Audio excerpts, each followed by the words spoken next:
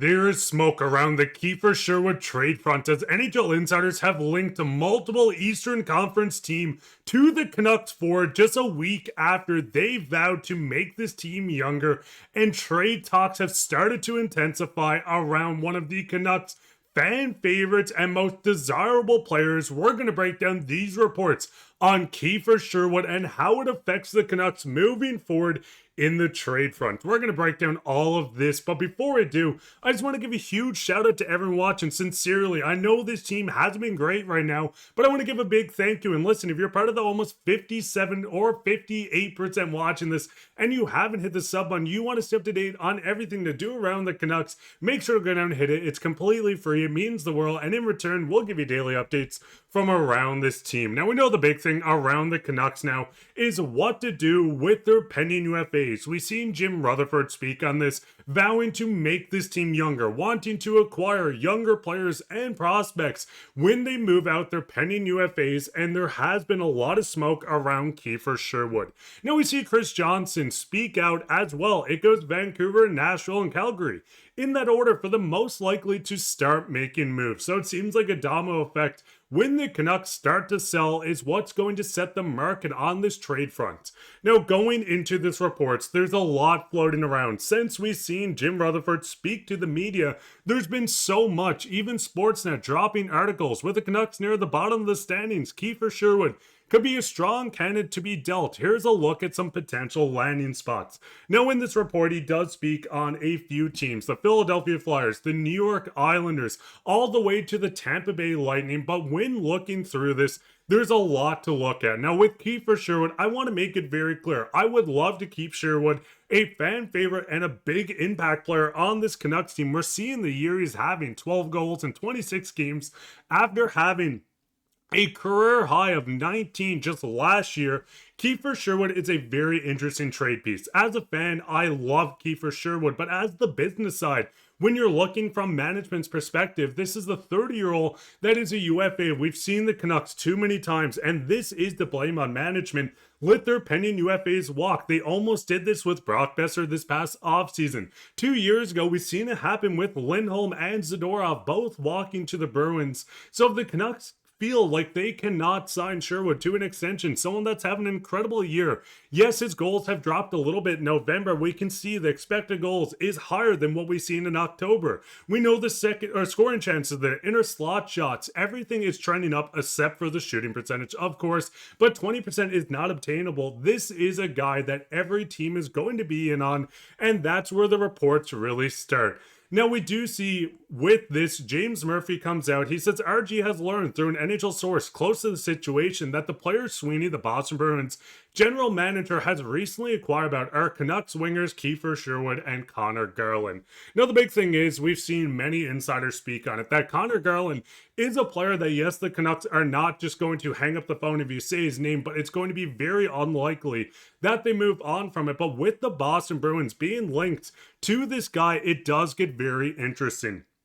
Going into this, the Boston Bruins have two first-round picks over the next 2 years. They own the Toronto Maple Leafs in one of the worst trades we've seen in quite some time. But listen, we hate the Bruins and the Leafs, so who cares? But if you're looking at this from the Canucks side, it seems like the Canucks have set the market value for Kiefer Sherwood as a first-round pick plus a prospect. Now, with all these players and other teams wanting to bring Kiefer Sherwood into their room, this does give the Canucks leverage to look at other teams and say, hey, start a bidding war. We're going to sell this guy, which sucks to say, but they're going to start an eternal bidding war in the NHL, and it does get interesting when you look at the baseline of a first-round pick, and other teams are going to say, hey, we have a first-round pick, let's put a prospect.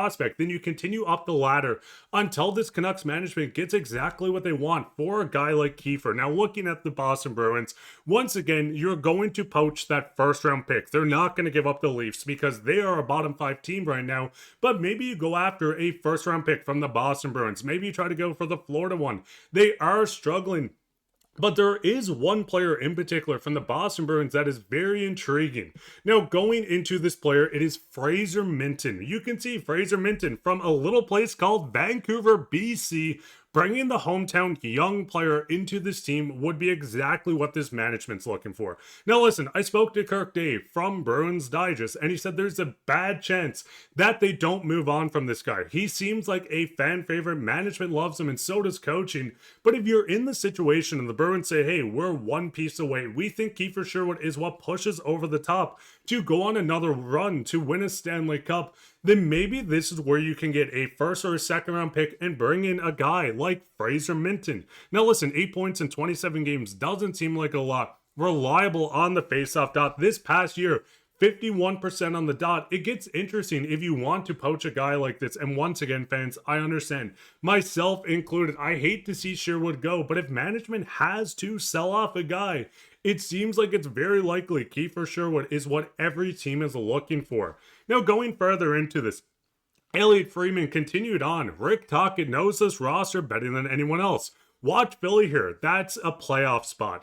Now, the big thing is Rick Tocchet. Listen, the big thing even further is Philly is in the playoffs. We've seen Rick Tocchet do that with Vancouver. So maybe go after that first round pick from the Philadelphia Flyers next season. So not this upcoming draft, but the one after. Because we know this is a one-hit wonder we've seen from Rick Tocchet in Vancouver. I don't want to hate on the guy, but listen, going after that first round pick would be very interesting. Maybe you try for the Leafs. Hopefully you think they're going to have 2 bad seasons in a row. If teams are going to honestly offer a first round pick and a prospect, and listen, Michkov would be awesome to bring. He's not having a great time in Philly as we're seeing Tocchet hurt another potential offensive player. We've seen this too many times in Vancouver. Maybe you go after a bigger fish. Once again, this first round pick from the Boston Bruins going out to Philly and asking for this first round pick.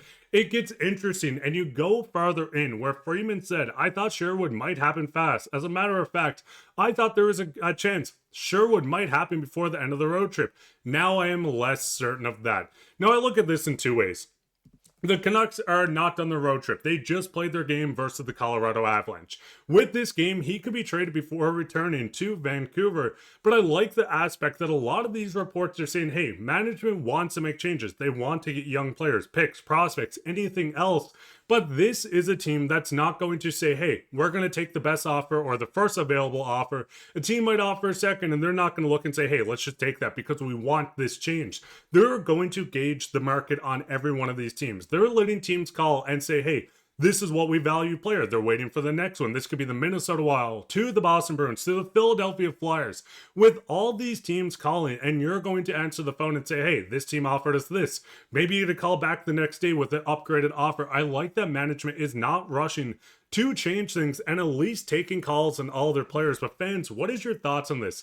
There's so many teams calling the Canucks on their pending UFAs. We know Evander Kane is on the block, Derek Forbort, Kiefer Sherwood, Teddy Bluger. Who is the most likely to bring in the biggest return? It seems like Kiefer Sherwood's the answer. What would you want to pry him out of Vancouver? Would you rather sign him long term? Let me know all your thoughts down in the comments. And speaking on comments, let's go into comments today. Coming through with Pumpkin Rock Production, and they say, big hog, can't wait for the return. And listen, everyone loves a big hog in this time of year. Wow, that sounded bad actually. But listen, Niels Höglander is set to return very soon. What's your thoughts on that? Do you think he's a 20 goal scorer once he gets back? Is that the piece that helps his top 6 score more goals? Let me know all your thoughts down in the comments. But that'd be it for this episode. If you guys enjoyed it, make sure to leave a like, subscribe, share this with your friends. We'll be back in another episode, so keep your eye for that. But I've been your host, Mark, and take care, Canucks fans. Merry Christmas soon, because we're in December.